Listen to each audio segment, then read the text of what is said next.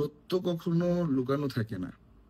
আপনি একটা সত্যকে যদি মাটি চাপা দিয়েও রেখে দেন, সেই সত্যটা না ওই মাটিটা ভেঙে উপরে উঠে এসে বলবে সেই সত্যটা।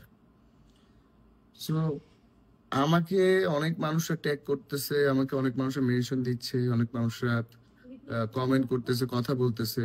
কিন্তু আমি আসলে না এই জিনিসটা নিয়ে কোনো কিছু বলতেও চাই না, এই জিনিসটা নিয়ে আমার কিছু বলারও নাই।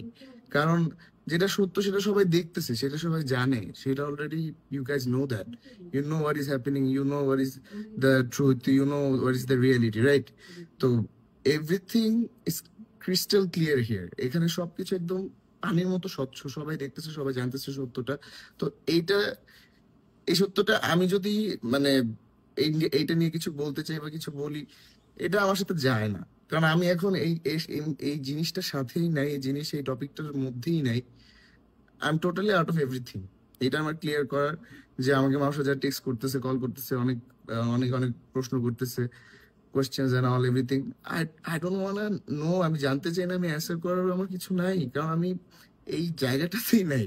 মানে এটা কার ক্যারেক্টার কেমন কি বের হইতেছে না হইতেছে, ভাইরাল হইতেছে, এটার মধ্যে আমার আমার